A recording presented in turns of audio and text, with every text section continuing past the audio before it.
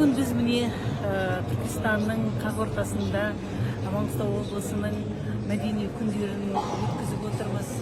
Түркістан қаланың әдемілігін, қасиетті жерлерін, Арыстанбаб, Яссауидің барлық мешіттеріне барып, көңілдерімізді толтырып, осының барлық қасиетті жерлеріне Алла тағаладан аманшылық пен тілектерімізді тілеп, енді бүгін біздің қазір көріп отқан біздің осы Маңғыстау облысынан келген біздің байлықтарымыз, біздің салт дәстүріміз, біздің деген осы ата-бабамыздың қалдырып кеткен ұрпағына барлық жақсылығын Түркістан облысына әкеліп, Түркістан тұрғындарына көрсетіп отырмыз. Біздің қасымыздағы аппақ болған қара шаңырақ, оның қасында біздің ұлттық киімдеріміз, одан келсек қасымызда деген біздің Сәдуолла зергеріміз отыр, өзінің жұмысын көрсетіп, өте көңіл күй, сондай жарқын, әдемі, өзімізді сезініп, байлығымызды, аманшылығымызды осы екі облыстың арасында әрқашанда әрі экономика жағынан, әрі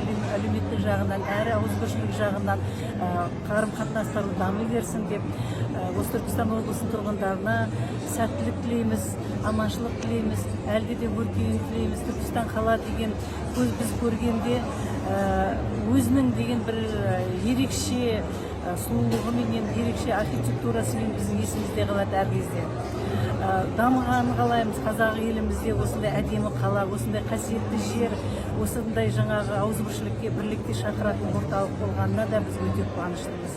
Түркістанға әрқашанда аманшылық пенен осындай бір жарқын, әдемі, сұлу, рухани, қасиетті қала болуын тілейміз біз.